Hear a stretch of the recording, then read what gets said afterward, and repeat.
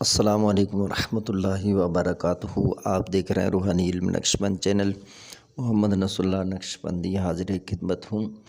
اسراف عامر کیا ہوتا ہے اور اس کے بارے میں عاملین جو وظائف بتاتے ہیں وہ کیوں بتاتے ہیں، اور کوئی زیادہ بتاتا ہے کوئی کم، تو میں آپ کو مختصر سا اسراف عامر یہ عمل بتاؤں گا۔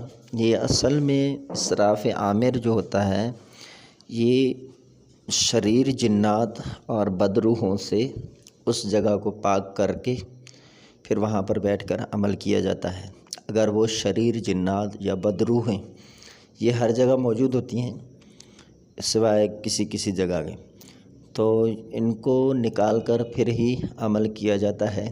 اگر آپ ان کو اس جگہ سے نہیں نکالتے، اس جگہ سے نہیں ہٹاتے ہیں، تو پھر آپ تعویذ لکھتے ہیں یا کوئی دم کرتے ہیں یا وظیفہ پڑھتے ہیں یا چلہ کرتے ہیں، تو اس دوران وہ خلل ڈالتے ہیں اور وہ آپ کا عمل جو ہے پہلے تو کامیاب ہوتا نہیں ہے۔ اگر کامیاب ہو بھی جائے تو وہ زیادہ دیر تک ٹکتا نہیں ہے، کوئی نہ کوئی خلل اس میں آ جاتا ہے۔ تو یہ سارے معاملات جو ہیں بدروحوں اور جو شریر جنات ہیں ان کی وجہ سے ہوتا ہے۔ تو میں نے دیکھا، ایک بندے نے مجھے سینڈ کیا تھا، ایک 8 منٹ کی ویڈیو تھی، اس کے اندر میں نے دیکھا انہوں نے بسم اللہ سے شروع کیا اور پڑھتے جا رہے ہیں اسراف عامر کا وہ عمل انہوں نے دیا، تو وہ زیادہ ہی کچھ تلاوت کر گئے 8 منٹ تک۔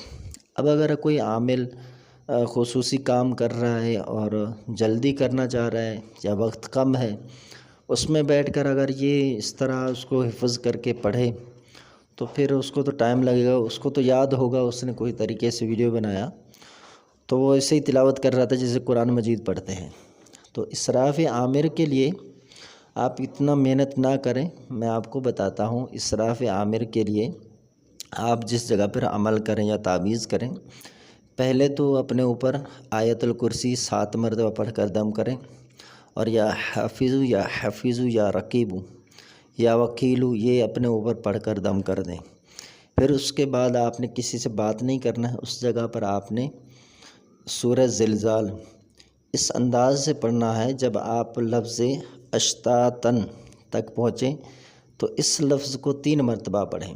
مثال کے طور پر اذا زلزلت الارض زلزالها واخرجت الارض اثقالها وقال الانسان ما لها يومئذ تحدث اخبارها بان ربك اوحى لها يومئذ يصدر الناس اشتاتا اشتاتا اشتاتا اشتاتا ليروا اعمالهم۔ اس طرح آپ نے صورت مکمل کر کے پھر آپ نے ان الفاظوں کو کہنا ہے، یا امارو حاذ المکان انصرفوا الی اماکنکم۔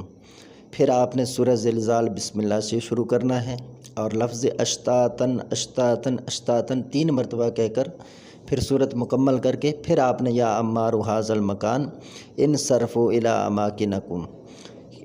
تو اس طرح آپ نے یہ 3 مرتبہ کرنا ہے۔ 3 مرتبہ اس صورت کو پڑھ دیا آپ نے تو اب اسراف عامر ہو گیا۔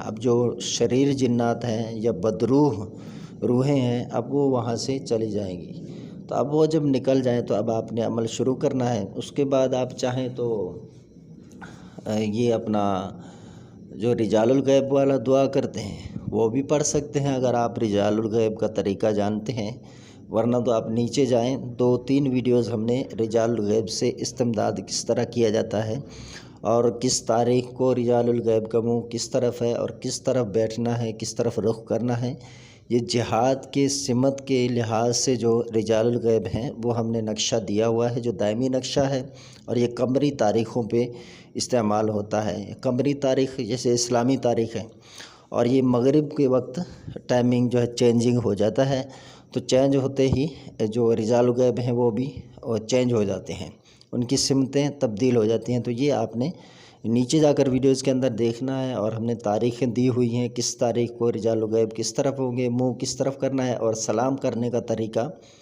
جو دعا ہے وہ ہم نے دیا ہوا ہے، وہاں پر آپ اس سے استفادہ کر سکتے ہیں۔